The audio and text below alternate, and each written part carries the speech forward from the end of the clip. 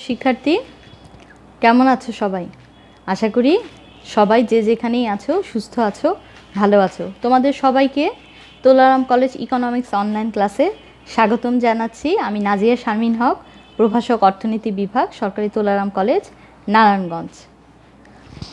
তাহলে আমরা যে অধ্যায়টা আমরা নিয়ে বেশ কিছুদিন ধরেই তোমাদেরকে ক্লাস নিচ্ছি, উপাদান বাজার, ফ্যাক্টর মার্কেট, এই অধ্যায়টা আমি পড়াচ্ছি।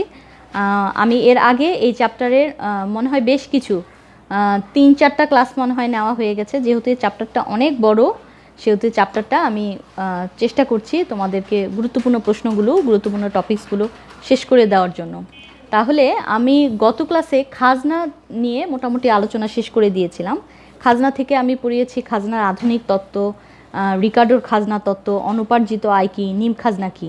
ওকে, এই জিনিসগুলো, তারপরে অর্থনৈতিক খাজনা, নিট খাজনা, মোট খাজনা, নিট খাজনার মধ্যে পার্থক্য, নিম খাজনা, নিট খাজনার মধ্যে পার্থক্য, এগুলো মোটামুটি আলোচনা করেছি।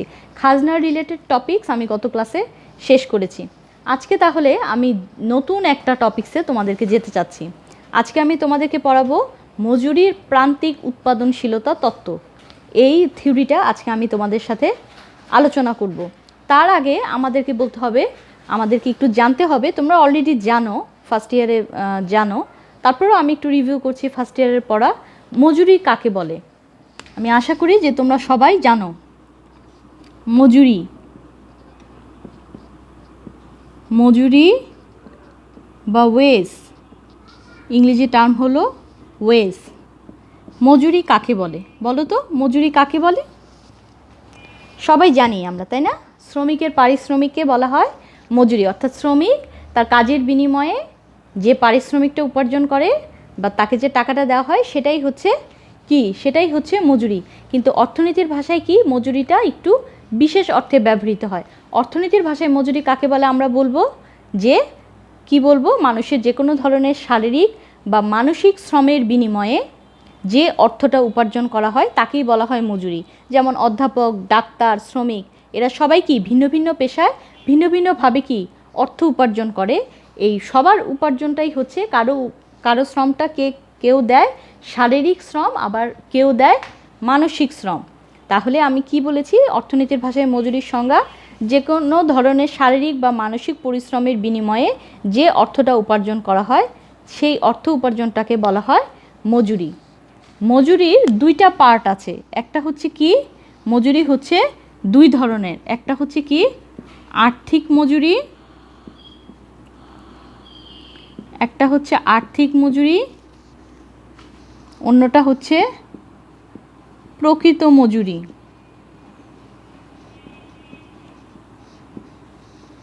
তাহলে শ্রমিক যে অর্থটা, ধরো মাস শেষে একজন শ্রমিক কাজ করে 3000 টাকা মজুরি পেল, এই 3000 টাকাই হচ্ছে কি? এই 3000 টাকাই হচ্ছে তার আর্থিক মজুরি। অর্থাৎ আর্থিক মজুরিটা আমাদেরকে নির্ণয় করা হয়, আর্থিক মজুরি মাপকাঠিটা হচ্ছে অর্থ। অর্থাৎ মাস শেষে একজন শ্রমিক কাজ করে 3000 টাকা বেতন পেল, এই 3000 টাকাই হচ্ছে শ্রমিকের আর্থিক মজুরি। কিন্তু প্রকৃত মজুরি বলছে, প্রকৃত মজুরি হলো এই যে 3000 টাকা সে পেল, এই 3000 টাকা দিয়ে সে যেসব দ্রব্য সামগ্রী ক্রয় করে এবং অন্যান্য সুযোগ সুবিধা ভোগ করে, এই অন্যান্য সুযোগ সুবিধা প্লাস এই 3000 টাকা যে দ্রব্য সামগ্রীটা ক্রয় করে, এই দুইটার সমষ্টিটা আমাদের হচ্ছে প্রকৃত মজুরি। তাহলে কি? প্রকৃত মজুরি আমি লিখতে পারি, প্রকৃত মজুরি একটা সূত্র দিয়ে আমি লিখতে পারি, প্রকৃত মজুরি ইকুয়াল টু, আমি বলতে পারি আর্থিক মজুরি, প্রকৃত মজুরি ইজ ইকুয়াল টু আর্থিক মজুরি প্লাস আনুষাঙ্গিক অন্যান্য সুযোগ সুবিধা। আর্থিক মজুরি প্লাস আনুষাঙ্গিক অন্যান্য সুযোগ সুবিধা। তাহলে কি বললাম? আমার আর্থিক মজুরিটা হচ্ছে কেবলমাত্র অর্থের পরিমাণটা, মোট টাকাটা যে সে ইনকাম করে। আর প্রকৃত মজুরি কোনটা? আর্থিক মজুরি প্লাস আনুষাঙ্গিক অন্যান্য সুযোগ সুবিধা। মনে করো আর্থিক মজুরি সে পেল 3000 টাকা, এটার সাথে সে কি করলো? বাসা ভাড়া পেল, বাসস্থানটা কি তার ফ্রি, বাসস্থান পেল, তার চিকিৎসা ভাতাটা ফ্রি পেল, তারপরে তার যাতায়াত ভাতা সে ফ্রি পেল। এই যে সে দেখো চিকিৎসা ভাতা পাচ্ছে, তারপরে বিনামূল্যে বাসস্থান পাচ্ছে, বাসা ভাড়া পাচ্ছে, তারপরে সে চিকিৎসা করার জন্য চিকিৎসা ভাতা পাচ্ছে, তারপরে যে পরিবহন ভাতা পাচ্ছে, আসা যাওয়ার যে ব্যয়টা, পরিবহন ভাতা, এগুলো কি আদার্স ফ্যাসিলিটিস না, আনুষঙ্গিক অন্যান্য সুযোগ সুবিধা। তাহলে এই আর্থিক মজুরির সাথে যখন আনুষঙ্গিক অন্যান্য সুযোগ সুবিধা যুক্ত হবে, এই দুইটার সমষ্টিকে আমরা বলবো প্রকৃত মজুরি। অ্যাকচুয়ালি শ্রমিকের জীবনযাত্রার মানটা ডিপেন্ড করে প্রকৃত মজুরির উপর। আর্থিক মজুরি দিয়ে তার কখনোই জীবনযাত্রার মানটা নির্ধারণ করা যায় না।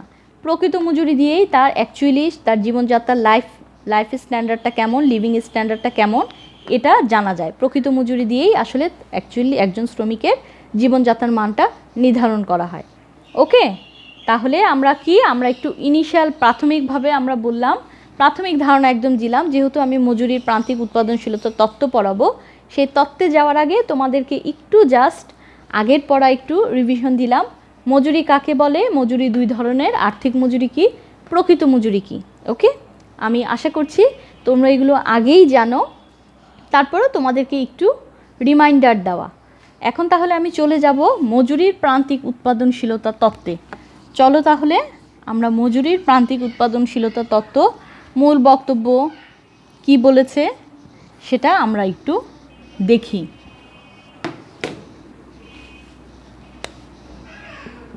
আমরা আজকে পড়ব মজুরির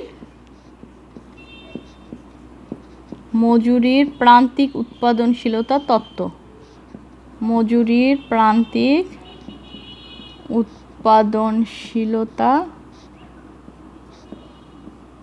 তত্ত্ব, ইংরেজি টার্ম হচ্ছে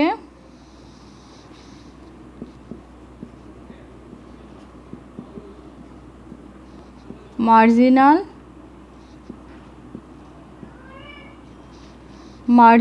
productivity theory of wage. Marginal productivity theory of wage, মজুরির প্রান্তিক উৎপাদনশীলতা তত্ত্ব বা ইংরেজি টার্ম হচ্ছে marginal productivity theory of wage. এই তত্ত্বের মূল বক্তব্য কি? এই তত্ত্বর মূল কথা হচ্ছে জে.বি. ক্লার্ক, হিক্স, ওনারা ক্লাসিক্যাল অর্থনীতিবিদ, ওনারা এই তত্ত্বটা মূলত প্রদান করেছেন। জে.বি. ক্লার্ক এবং অর্থনীতিবিদ হিক্স মূলত এই মজুরির প্রান্তিক উৎপাদনশীলতা তত্ত্বটা ব্যাখ্যা করেছেন। এই তত্ত্বের মূল কথা হচ্ছে, মূল বক্তব্যটা হলো শ্রমিক মজুরি পাবে বা মজুরি নির্ধারিত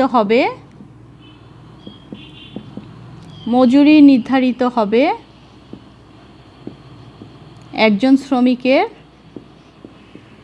প্রান্তিক উৎপাদনশীলতার উপর। অর্থাৎ শ্রমিকের মজুরিটা নির্ধারিত হবে তার শ্রমিকের প্রান্তিক উৎপাদনশীলতার সমান।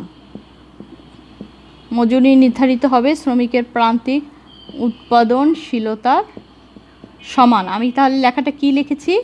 এই তত্ত্বের মূল বক্তব্য হচ্ছে মজুরি নির্ধারিত হবে শ্রমিকের প্রান্তিক উৎপাদনশীলতার সমান। অর্থাৎ ডাব্লু হচ্ছে ওয়েজ, ডাব্লু ইকুয়াল টু হবে এমপিএল। ডাব্লু হচ্ছে আমার ওয়েজ, এমপিএলটা হচ্ছে মার্জিনাল প্রোডাক্ট অফ লেবার। এমপিএলটা হচ্ছে মার্জিনাল প্রোডাক্ট অফ লেবার, এল দিয়ে বোঝাচ্ছে লেবার। ওকে, ডাব্লু হচ্ছে আমাদের কি, এটাই হচ্ছে ডাব্লু ইকুয়াল টু এমপিএল হবে। অর্থাৎ ডাব্লু হচ্ছে ওয়েজ, এমপিএলটা হচ্ছে মার্জিনাল প্রোডাক্ট অফ লেবার। অর্থাৎ মজুরিটা হবে শ্রমিকের প্রান্তিক উৎপাদনশীলতার সমান। কেমন? অর্থাৎ যে শ্রমিক বেশি দক্ষ সে হায়ার ওয়েজ পাবে, বেশি মজুরি পাবে। যে আবার তুলনামূলকভাবে একটু কম দক্ষ সে একটু কম মজুরি পাবে।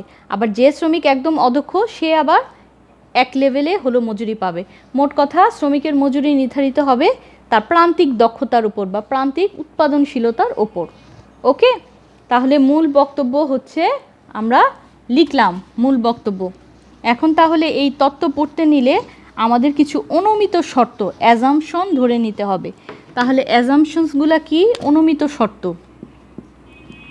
অনুমিত শর্ত কতগুলো আমাদের ধরে নিতে হবে।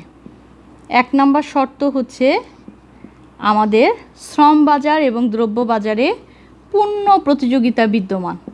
শ্রম বাজার ও দ্রব্য বাজারে কি হবে? পূর্ণ প্রতিযোগিতা বিদ্যমান থাকবে। শ্রম বাজার এবং দ্রব্য বাজারে পূর্ণ প্রতিযোগিতা আছে, এটা আমরা ধরে নিব। তারপরে 2 নাম্বারটা আমরা বলবো শ্রমের এককগুলা থাকবে, শ্রমের একক সমজাতীয় এবং সমদক্ষ থাকবে। সমজাতীয় ও সমদক্ষ হবে। 3 নাম্বার আমরা বলবো উৎপাদন ক্ষেত্রে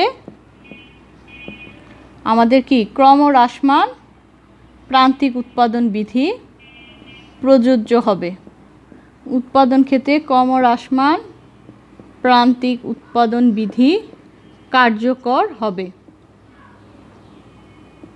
উৎপাদন অপেক্ষকটা হবে,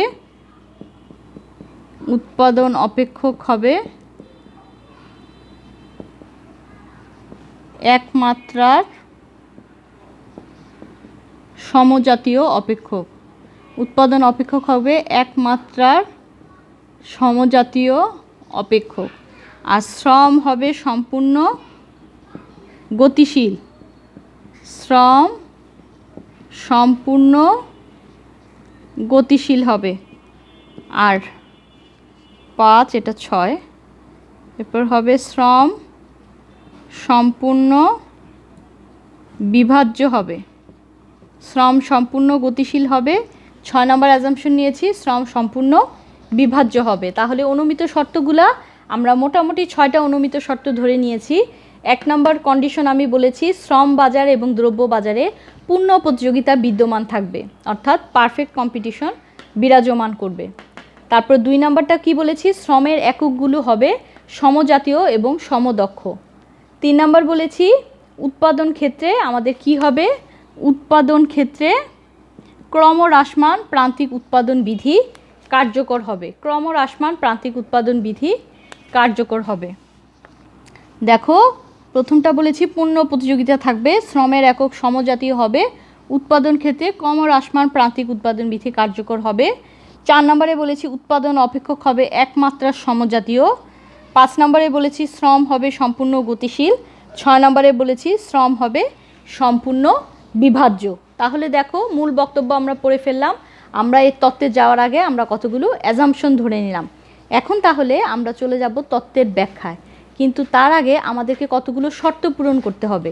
2টা শর্ত।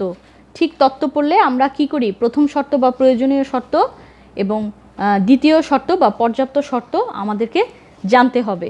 তাহলে তত্ত্বের ব্যাখ্যায় যাওয়ার আগে আমি তাহলে প্রথম শর্ত এবং দ্বিতীয় শর্ত আমাদের কি কি পূরণ করতে হবে সেই জিনিসটা আমি তাহলে একটু লিখি। তত্ত্বের ব্যাখ্যা আমরা এখন দেখব। তত্ত্বের ব্যাখ্যা। তত্ত্বের ব্যাখ্যা আমাদের কি? আমাদেরকে 2টা শর্ত পূরণ করতে হবে। 1 নম্বর শর্তটা কি? W = হবে MRP। W = হবে MRP। এটাই হচ্ছে আমার এই প্রথমে যে বলেছি W = MPL, এটা ওকে। W হচ্ছে আমার কি? ওয়েজ। MRPটা কি? মার্জিনাল রেভিনিউ প্রোডাক্ট, প্রান্তিক আয় উৎপাদন। Marginal revenue product. MRP হচ্ছে মার্জিনাল রেভিনিউ প্রোডাক্ট, ডাব্লুটা আমাদের হচ্ছে ওয়েজ। প্রথম শর্ত বা প্রয়োজনীয় শর্ত কি? W = MRP হতে হবে, অর্থাৎ শ্রমিকের মজুরিটা হবে তার প্রান্তিক আয় উৎপাদনের সমান। এই প্রান্তিক আয় উৎপাদনটাই হচ্ছে আমার প্রান্তিক উৎপাদন, MPL। ওকে। দ্বিতীয় শর্তটা আমাদের কি? দ্বিতীয় শর্ত আমাদের কি পূরণ করতে হবে? ভারসাম্য বিন্দুতে এই MRP রেখা, ভারসাম্য বিন্দুতে MRP রেখা হবে ডান দিকে নিম্নগামী। ওকে, অর্থাৎ ভারসাম্য বিন্দু যে আমরা পাবো, ভারসাম্য বিন্দুতে এমআরপি রেখা হবে ডান দিকে নিম্নগামী। তাহলে ভারসাম্যের প্রথম শর্ত কি? ভারসাম্যের প্রথম শর্ত হচ্ছে ডাব্লিউ ইকুয়াল টু এমআরপি হতে হবে, অর্থাৎ আমার মজুরিটা হবে প্রান্তিক আয় উৎপাদনের সমান। আর দ্বিতীয় শর্তটা কি বলেছি? দ্বিতীয় শর্ত বা পর্যাপ্ত শর্তটা কি? ভারসাম্য বিন্দুতে এমআরপি রেখাটা হবে ডান দিকে নিম্নগামী। ওকে, তাহলে চলো আমরা এখন গ্রাফিক্যাল প্রেজেন্টেশনের মাধ্যমে আমরা কি করব? গ্রাফিক্যাল প্রেজেন্টেশনের মাধ্যমে তত্ত্বের ব্যাখ্যাটা আমরা চলে যাব, তত্ত্বের ব্যাখ্যাটা আমরা করব। আমাদের দুইটা কন্ডিশন আমরা বলে ফেললাম। গ্রাফিক্যাল প্রেজেন্টেশনে আমরা তত্ত্বের ব্যাখ্যায় চলে যাচ্ছি।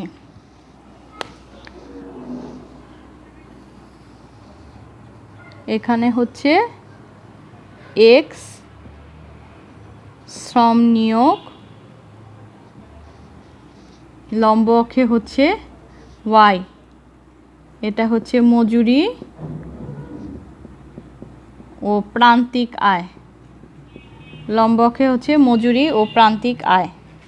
ওকে, যেহেতু পূর্ণ প্রতিযোগিতামূলক বাজার ধরেছি, শ্রম বাজার এবং দ্রব্য বাজার পূর্ণ প্রতিযোগিতা বিদ্যমান। পূর্ণ প্রতিযোগিতা থাকলে এই গ্রাফটা কেমন হবে? AW MW, গড় মজুরি এবং প্রান্তিক মজুরি হবে। এই রেখাটা কেমন হবে? ভূমি অক্ষের সমান্তরাল। এই হচ্ছে আমার MRP রেখা, মার্জিনাল রেভিনিউ প্রোডাক্ট, প্রান্তিক আয় উৎপাদন রেখা। দেখো এই রেখাটা আমার কি? AW MW রেখা এবং MRP রেখা, এই দুইটা রেখা কি করেছে? একটা বিন্দুতে পরস্পর ছেদ করেছে। এই বিন্দুর নাম দিলাম ই বিন্দু, এদিকে শ্রম নিয়োগ দিলাম আমার L0, আর এখানে আমি মজুরি দিলাম W0। তাহলে দেখতে পাচ্ছি কি এই বিন্দু হচ্ছে ভারসাম্য বিন্দু। কেন? কারণ এই বিন্দুতে ভারসাম্যের প্রথম শর্ত আমাদের কি ছিল? W ইকুয়াল টু এমআরপি হবে। দেখো হয়েছে না? এটা হচ্ছে এমআরপি রেখা আর এটা হচ্ছে আমার ওয়েজ W। তাহলে দুইটা রেখা একটা বিন্দুতে ইন্টারসেক্ট করেছে। ই বিন্দু তাহলে হচ্ছে ভারসাম্য বিন্দু। ই বিন্দুতে ভারসাম্যের প্রথম শর্ত কি ছিল? W ইকুয়াল টু এমআরপি হতে হবে। এটা পূরণ হয়েছে। ভারসাম্যের দ্বিতীয় শর্ত কি ছিল আমার? যে দ্বিতীয় শর্ত বা পর্যাপ্ত শর্ত কি ছিল? ভারসাম্য বিন্দুতে এমআরপি রেখা হবে কি হবে? ডান দিকে নিম্নগামী। ভারসাম্য বিন্দুতে এমআরপি রেখা হবে ডান দিকে নিম্নগামী। দেখো রেখাটা নিচের দিকে গেছে, বাম থেকে ডান দিকে নিম্নগামী হয়েছে। তাহলে ভারসাম্যের দুইটা শর্ত ই বিন্দুতে পূরণ হয়েছে। এক নম্বর শর্তটা কি? এক নম্বর শর্ত হচ্ছে ডাব্লিউ ইকুয়াল টু এমআরপি হতে হবে, এটা পূরণ হয়েছে। আমরা দ্বিতীয় শর্তটা কি বলেছিলাম? ভারসাম্য বিন্দুতে এমআরপি রেখার ডান দিকে নিম্নগামী হবে। আমাদের ভারসাম্যের দ্বিতীয় শর্তটাও পূরণ হয়েছে। তার মানে ই বিন্দু হচ্ছে আমাদের ভারসাম্য বিন্দু। আমাদের ভারসাম্য মজুরি কত? W0। এটা হচ্ছে আমাদের W0টা কি? ভারসাম্য মজুরি। আর L0টা কি? আমাদের হচ্ছে কি? নিয়োগের পরিমাণ। শ্রম নিয়োগ করবে L0 পরিমাণ। তাহলে ভারসাম্য শ্রমের পরিমাণ কত? L0। আর ভারসাম্য মজুরি কত? W0। এখন তাহলে দেখো এই W0 হচ্ছে ভারসাম্য মজুরি, L0 হচ্ছে ভারসাম্য শ্রম নিয়োগের পরিমাণ। এখন দেখো যদি W0 উপরে, এই W0 উপরে যদি আমাদের মজুরিটা নির্ধারিত হয়, এক্ষেত্রে আমরা কি দেখতে পাচ্ছি? এক্ষেত্রে আমরা দেখো, এক্ষেত্রে আমরা কি দেখতে পাবো? এক্ষেত্রে আমরা দেখতে পাচ্ছি যে আমাদের MRP is greater than W হয়। এক্ষেত্রে দেখো আমরা দেখতে পাচ্ছি আমাদের এমআরপি গ্রেটার দ্যান W হয়। অর্থাৎ দেখো প্রান্তিক আয় উৎপাদনটা আমাদের কি এই ডাব্লুর চেয়ে বড়। তার মানে কি নিয়োগকর্তা কি করবে? নিয়োগকর্তা তখন কি করবে? বেশি মজুরিতে, এখানে দেখো তার মজুরিটা বেশি দিতে হবে না, বেশি মজুরিতে কম পরিমাণ লেবার সে নিয়োগ করতে চাইবে না। এক্ষেত্রে নিয়োগকর্তা কি করবে? আস্তে আস্তে এই রেখাটা নিচের দিকে নামাবে। সে বেশি পরিমাণ শ্রমিক নিয়োগ করবে কম মজুরিতে। ঠিক আছে? তাহলে যখন এই পয়েন্টের উপরে W0 পয়েন্টের উপরে যদি মজুরি যায়, তখন নিয়োগকর্তা কি করবে? তখন নিয়োগকর্তার অসুবিধা হয়ে যাবে। তার মজুরির পরিমাণটা বেশি মজুরিতে সে দেখো কম শ্রমিক পাচ্ছে। সেক্ষেত্রে সে তখন কি করবে?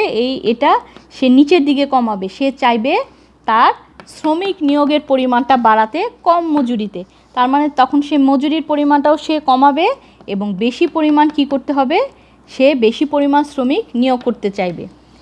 আচ্ছা, এর অপোজিট সাইডে দেখো, এটা তো হচ্ছে আমাদের ভারসাম্য।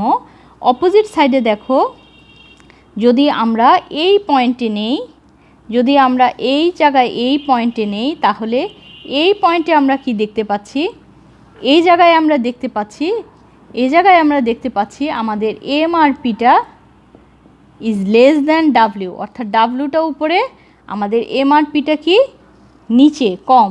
তাহলে এই জায়গায় কি করবে, এই জায়গায় তখন দেখো আমাদের উদ্বৃত্ত শ্রমটা বেশি, উদ্বৃত্ত কি শ্রমিক আছে প্রচুর, শ্রমিকটা বেশি, তখন এক্ষেত্রে কি করবে নিয়োগকর্তা, তখন এক্ষেত্রে কি করবে, শ্রমিকের পরিমাণটা কি করবে, কমাতে চাইবে, শ্রমিকের পরিমাণটা কমাতে চাইবে। কেন? কারণ শ্রমিকরা এত কম মজুরিতে কাজ করতে রাজি হবে না। আমরা যদি এই ক্ষেত্রে যদি আমরা দেখি যে আমাদের পয়েন্ট যদি এটা হয় MRP is less than W, অর্থাৎ তাদের প্রান্তিক উৎপাদনশীলতাটা কি হচ্ছে, প্রান্তিক উৎপাদনশীলতার তুলনায় আমাদের কি হচ্ছে, শ্রমিকরা দেখবে তাদের মজুরিটা অনেক কম হচ্ছে, প্রান্তিক উৎপাদনশীলতার তুলনায় তাদের কি হচ্ছে, প্রান্তিক উৎপাদনশীলতার তুলনায় তাদের মজুরিটা অনেক কম হচ্ছে। তার মানে তখন কি করবে, শ্রমিকরা এত কম মজুরিতে কাজ করতে চাইবে না, তারা চাবে তাদের মজুরিটা একটু বাড়ুক। আর নিয়োগকারী যে হলো মালিক, সেও চাইবে যে তার শ্রম নিয়োগের পরিমাণটাও একটু কমুক, এত বেশি উদ্বৃত্ত শ্রম তার দরকার নাই, বেশি শ্রমিক দিলে তাকে বেশি টাকা খরচ করতে হবে। তখন নিয়োগকর্তাও চাইবে যে তার শ্রমিকটা কমুক, শ্রম সংখ্যাটা কমুক, আবার যারা হলো শ্রমিক তারাও চাইবে তাদের মজুরিটা বাড়ুক। তাহলে সেক্ষেত্রে এই দুইটার কম্বিনেশনে কি হবে, মজুরি লেভেলটাও বাড়বে, আবার শ্রমের পরিমাণটাও কমবে। আলটিমেটলি ভারসাম্য আমাদের হবে এই ই পয়েন্টে, এই পয়েন্টেই দেখো, এই পয়েন্টে আমাদের তখন সমান সমান হয়ে যাবে, ডাব্লিউ ইকুয়াল টু এমআরপি হবে। ওকে, এই পয়েন্টে কি হবে, আমাদের মজুরিটা নির্ধারিত হবে শ্রমিকের প্রান্তিক উৎপাদনশীলতার উপর, অর্থাৎ এই পয়েন্টে ডাব্লিউ ইকুয়াল টু এমআরপি হবে, মার্জিনাল রেভিনিউ প্রোডাক্ট হবে, অর্থাৎ শ্রমিকের যা প্রান্তিক দক্ষতা, প্রান্তিক উৎপাদন, সে তার সমান সমান পরিমাণ, সেই পরিমাণেই সে তার মজুরিটা নির্ধারিত হবে। কেমন? আমি আশা করি তোমরা বুঝতে পেরেছো। কিছুই না, আমরা যে বন্টনের এর আগে আমরা বন্টনের প্রান্তিক উৎপাদনশীলতার তত্ত্ব যে পড়েছি, ঠিক ওটার মতোই। ওটার মূল বক্তব্য কী ছিল, যে কোনো উপকরণের ক্ষেত্রে তার দাম বা পারিশ্রমিক হবে প্রান্তিক উৎপাদনশীলতার সমান। আর এক্ষেত্রে মজুরির প্রান্তিক উৎপাদনশীলতার তত্ত্বে আমরা কি বলেছি, যে শ্রমিকের মজুরি হবে তার প্রান্তিক উৎপাদনশীলতার সমান। তোমরা যদি ওই বন্টনের প্রান্তিক উৎপাদনশীলতার তত্ত্ব ক্লিয়ারলি বুঝে থাকো, তোমাদের এটা আর ওইটা একদম একই, সেম, কিছুই না, জাস্ট উপকরণের জায়গায় হবে জাস্ট শ্রমিকের মজুরি, একদম সেম সেম, ওই তত্ত্বের মতোই এই তত্ত্বের একদম সেম। তাহলে মজুরির প্রান্তিক উৎপাদনশীলতার তত্ত্বের মেইন পয়েন্ট আমরা কি বলবো, মেইন পয়েন্ট বলবো যে শ্রমিকের মজুরিটা নির্ধারিত হবে তার প্রান্তিক উৎপাদনশীলতার সমান। এখন আমি যে অনুমিত শর্তগুলো নিয়েছি, 1 2 3 4 6টা পয়েন্ট নিয়েছি, এই 6টা পয়েন্টের আবার কি পরবর্তীতে সমালোচনা আছে, পরবর্তীকালে এই থিওরি নিয়ে আরও বেশি বেশি বিশ্লেষণ করেছেন আধুনিক অর্থনীতিবিদরা। আধুনিক অর্থনীতিবিদগণ বিশ্লেষণ করে বলেছেন যে এই যে শ্রম বাজার এবং দ্রব্য বাজারে পূর্ণ প্রতিযোগিতা বিদ্যমান দেখানো হয়েছে, কিন্তু আদতে শ্রম বাজার এবং দ্রব্য বাজারে পূর্ণ প্রতিযোগিতা অবস্থা বজায় থাকে না, মাঝে মাঝে সেখানে কি হয়, অপূর্ণ প্রতিযোগিতা অবস্থাও বিরাজ করে। আর এই তত্ত্ব অনুযায়ী বলেছে যে একমাত্র পূর্ণ প্রতিযোগিতা অবস্থা বিরাজ করলে এই তত্ত্বটা কার্যকর হবে। যখন অপূর্ণ প্রতিযোগিতা অবস্থা হবে, এখানে কোনো অ্যাজাম্পশনে ধরা হয় নাই যে অপূর্ণ প্রতিযোগিতা থাকবে। তারপরে আরও বলা হয়েছে যে শ্রমের একক সমূহ সমজাতীয় এবং সমদক্ষ, কিন্তু সবসময় কি শ্রমিক কি একরকম থাকে? সবসময় শ্রমিক একরকম থাকে না, শ্রমের দক্ষতা সব শ্রমিকের সমান থাকে না, কারো থাকে উৎপাদন করার ক্যাপাসিটি বেশি থাকে, কারো শ্রমের দক্ষতা কেউ বেশি থাকে, আবার কেউ একটু কম দক্ষ হয়। তাহলে এটাও, এই 2 নম্বর পয়েন্টটাও কি সমালোচনার আন্ডারে পড়েছে। তারপরে বলেছে ক্রমহ্রাসমান প্রান্তিক উৎপাদন বিধি উৎপাদন ক্ষেত্রে কার্যকর হয়, কিন্তু আসলে বাস্তব ক্ষেত্রে কি উৎপাদন ক্ষেত্রে শুধুমাত্র একটা বিধি কার্যকর হয়?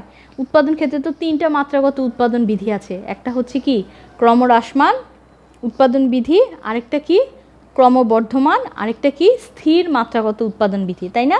তাহলে এক্ষেত্রে বলেছে শুধু ক্রমহ্রাসমান প্রান্তিক উৎপাদন বিধি যখন কার্যকর হবে তখন এই তত্ত্বটা কার্যকর হবে, কিন্তু বাস্তবে উৎপাদন ক্ষেত্রে আমরা ক্রমবর্ধমান উৎপাদন বিধিও দেখি কার্যকর হতে, আবার স্থির উৎপাদন বিধিও দেখি কার্যকর হতে।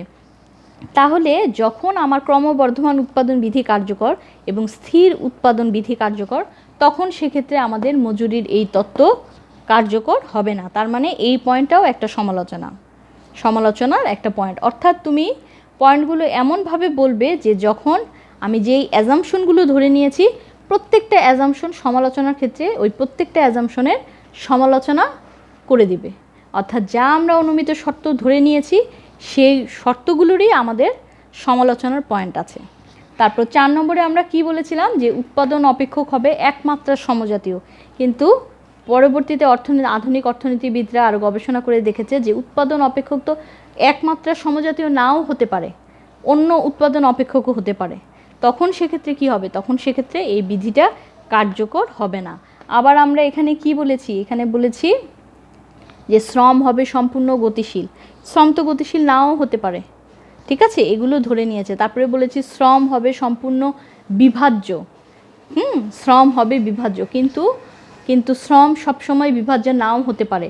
মনে করো একটা কারখানায় 10 জন শ্রমিক আছে, এখন উৎপাদন বাড়ানোর জন্য আরও শ্রমিক আমাকে নিয়োগ করতে হলো। এখন কি আমি প্রতিটা শ্রমিককে বিভাজ্য খণ্ড খণ্ড করে কি আমি নিয়োগ দিতে পারবো? উৎপাদন বাড়ার জন্য আমাকে কি করতে হবে? হয় 20 জন বা 30 জন শ্রমিক আমাকে আরও বেশি নিয়োগ করতে হবে। এখন কি আমি শ্রমিককে খণ্ড খণ্ড ভেঙে ভেঙে নিয়োগ করতে পারবো? অবশ্যই ভেঙে ভেঙে নিয়োগ করতে পারবো না। তাহলে এটাও হলো আমার আরেকটা সমালোচনার পয়েন্ট। তারপরে আরেকটা কি অ্যাজাম্পশন ছিল? মোটামুটি যে 6টা অ্যাজাম্পশনের কথা আমরা বলেছি যে শ্রম হবে বিভাজ্য, শ্রম হবে সম্পূর্ণ গতিশীল, তারপর উৎপাদন ক্ষেত্রে প্রান্তিক উৎপাদনশীলতা প্রযোজ্য থাকবে, শ্রম বাজার দ্রব্য বাজারে পূর্ণ প্রতিযোগিতা বিদ্যমান থাকবে, শ্রমের এককগুলো হবে সমজাতীয় এবং সমদক্ষ, এই প্রত্যেকটারই কি তারপরে উৎপাদন অপেক্ষক হবে একমাত্রা সমজাতীয়। এই সবগুলো অ্যাজাম্পশনের আমার কি বলবো? আমরা এই সবগুলো অ্যাজাম্পশনের 1 2 3 4 5 6টা পয়েন্টের আমরা কি করব? সমালোচনা বের করব। সমালোচনা অনুমিত শর্তগুলো যেগুলো ধরে নিয়েছি ওই অনুমিত শর্তের কি করব? আমরা প্রত্যেকটার আবার কি করব? সমালোচনা করব। তাহলে আমরা প্রথমে দেখো, তাহলে সমালোচনা আমরা শেষ করলাম। সমালোচনা দিয়ে আমরা এই থিওরিটা শেষ করব। পরিশেষে আমরা একটু উপসংহার দিতে পারি যে পরিশেষে আমরা বলতে পারি যে আমরা এই মজুরির প্রান্তিক উৎপাদনশীলতার তত্ত্ব এই থিওরি থেকে আমরা দেখলাম যে শ্রমিকের মজুরিটা নির্ধারিত হয় তার প্রান্তিক উৎপাদনশীলতার উপর, অর্থাৎ যে শ্রমিকের যেমন প্রান্তিক উৎপাদনশীলতা সেই প্রান্তিক উৎপাদনশীলতার ভিত্তিতেই তার শ্রমিকের মজুরিটা নির্ধারিত হয়। ওকে, তাহলে আজকে আমরা এই টপিকসটা দিয়ে এখানে এই ক্লাসটা শেষ করছি।